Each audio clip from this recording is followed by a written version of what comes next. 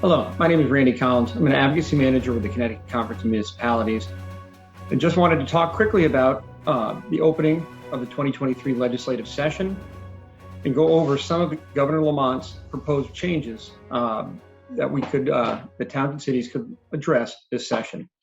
The governor opened the session on Wednesday, February 9th, with an address to the General Assembly.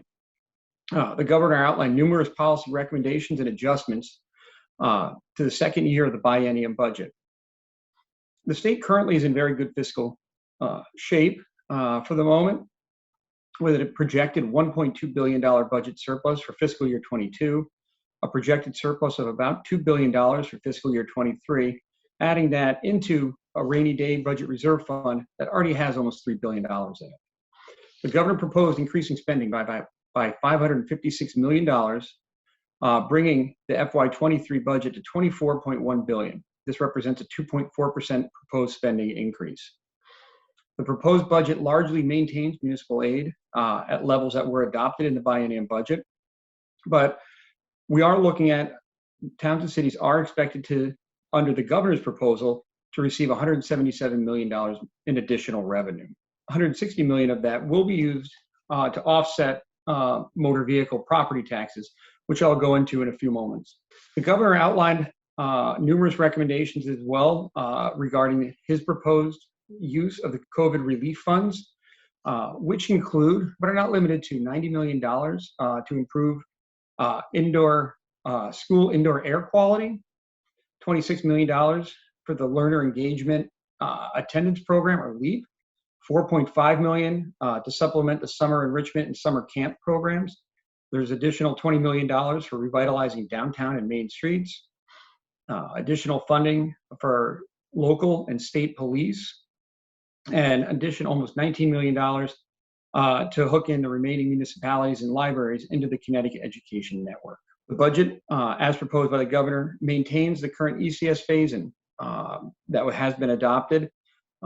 So districts that are expecting to see increased funding will continue to see that increase, while towns that had been scheduled to receive less money due to the phase-in will maintain the funding that they had received in fiscal year 2021. So no towns or cities will receive less money than they had in the previous year.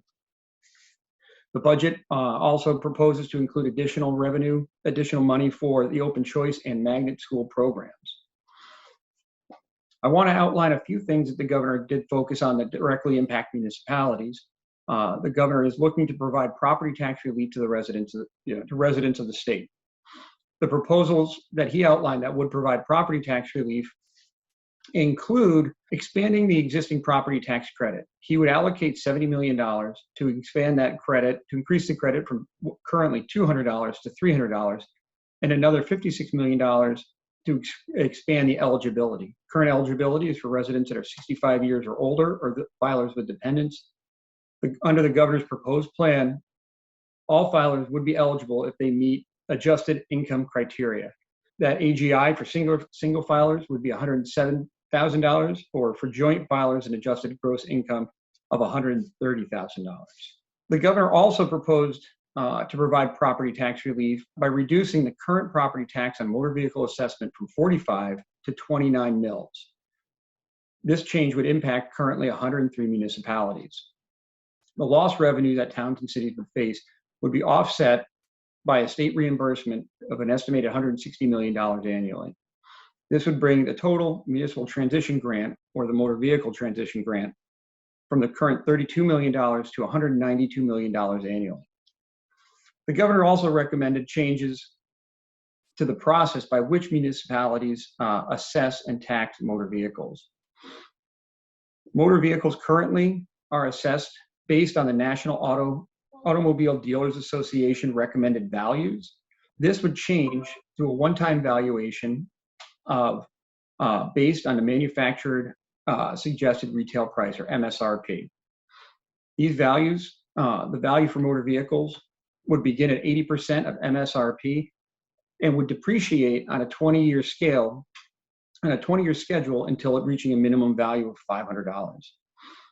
Commercial motor vehicles would be declared within the company's personal property tax declaration. They would be subject to the 29 mil cap as well. But the governor's recommendation says that this would allow for a better accounting of additional add-on equipment under that personal property declaration. The bill would furthermore exempt ATVs, snowmobiles, and residential trailers from taxation, and would authorize the DMV, Department of Motor Vehicles, to provide monthly supplemental motor vehicle lists to towns and cities to more accurately issue timely tax bills for newly acquired motor vehicles. While these plans are recommended, these are only recommendations at this time. CCM policy staff will continue to monitor these bills to more fully understand the impact that they will have on towns and cities and take positions as we move forward. Additionally, we have the other portion of the process that we have to watch is the legislature. As we move through the committee process, will have their own recommendations and priorities that they're going to want to see funded in the second year of this budget biennium, and how the priorities from the legislative side meet with the governor's recommendations. So we're at the beginning of a long process. Well, it's a short process because it's a short session this year that will eventually adjourn on May 3rd. Please stay tuned as CCM policy staff will provide continual updates for our members on these legislative proposals, along with others that will impact towns and cities. For additional information on the budget, you can go to the CCM website, which is ccm-ct.org, for specific town-run information on budget allocations and specific line items as we move forward. And if you have questions or concerns, please reach out to our staff, and we will get back and address those concerns in a timely manner. Thank you.